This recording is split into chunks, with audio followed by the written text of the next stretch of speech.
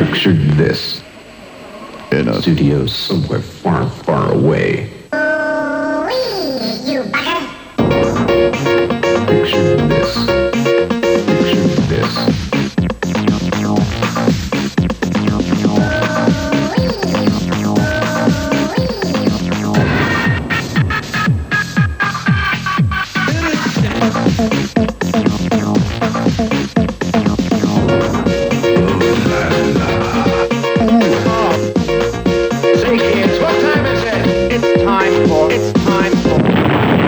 The Mary Whitehouse Experience. Okay,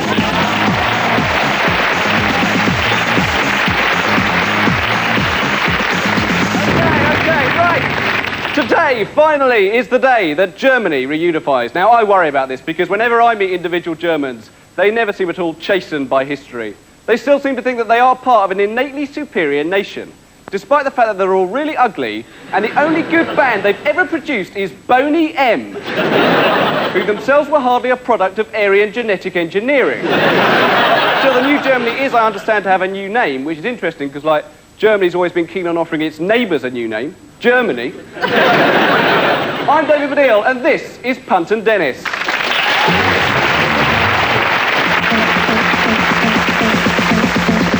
Yes, today, effectively, is the day that the Second World War finally finishes. Just in time for the third one to break out. And where are the Germans 50 years on? In the desert, in tanks. This time, of course, they are part of the Western Alliance, and you can easily tell the German tanks, they're the ones that always start first thing in the morning. I mean, they're just incredibly reliable. And, of course, you can always tell the British tanks, they're the ones being driven by the Iraqis. To reassure anybody who is still worried about the new united Germany, they've also kindly rewritten the words of their national anthem. Deutschland, Deutschland, über nobody. Now, at this point, we must say that on this subject, we wouldn't wish to be associated with the views of Nicholas Ridley. No, because Nicholas Ridley is so patently an arsehole. The sort of man who, when you see him like in a hard hat on a building site, you think, oh, he looks a bit of an arsehole in that hat. And then you realise it's not the hat. The new Germany, of course, promises to follow the spirit of the new barrier-free united Europe, a spirit which has also been demonstrated admirably recently by French farmers. The government have decided that they're fed up with our land being attacked on its way through France. The next batch of British sheep are going in there prepared. Still, we do get our own back. For instance, the BBC has sold Allo Allo to French television. Which is a bit like selling Midnight Express to the Turkish tourist board.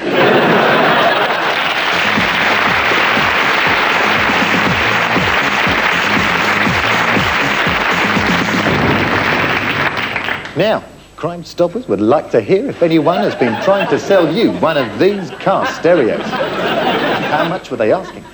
£60? £70? It may sound too good to be true, but be advised. You can get them from me for 30 quid.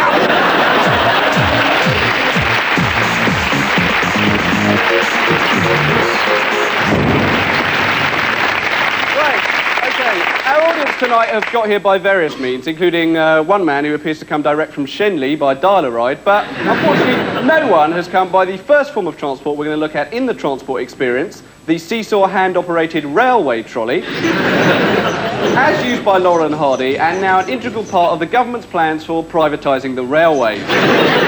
Then there is the bus. Certainly, in a busy city centre, there's no vehicle better equipped for nipping through the rush hour traffic than a 200-ton diesel-powered traction engine. In major cities, there are also night buses which never arrive.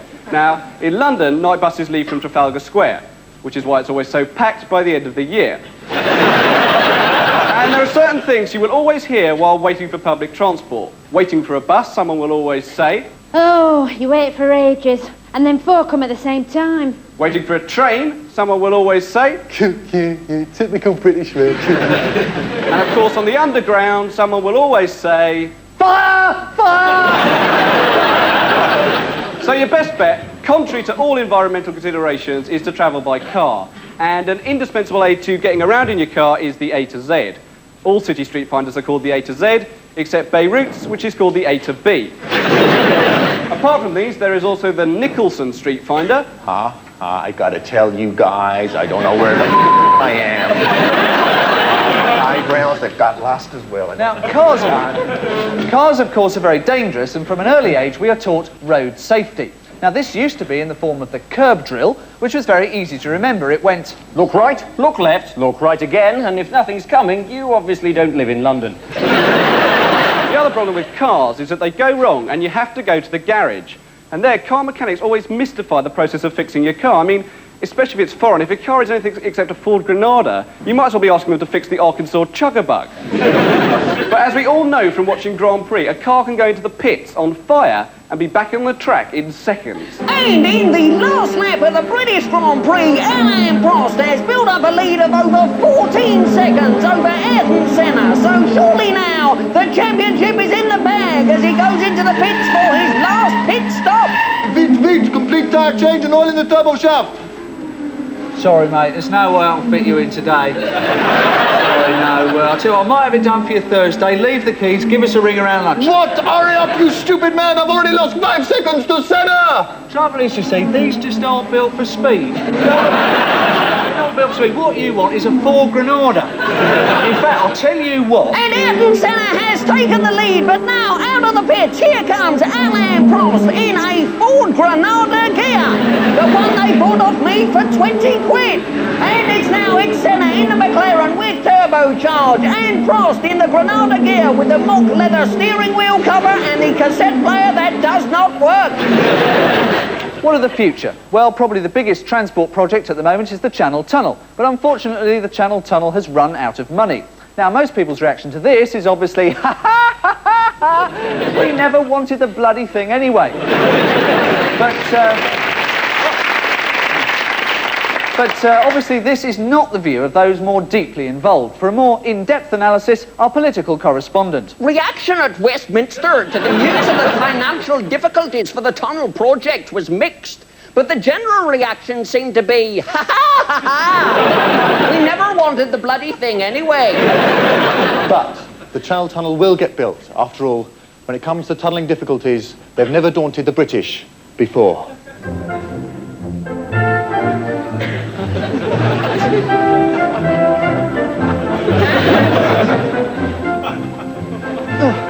Right, everybody, money or no money, I want these tunnels finished by the night of the 13th. Who's with us? Danny, Hiltz, Colin. Let me come with you. I can say perfectly.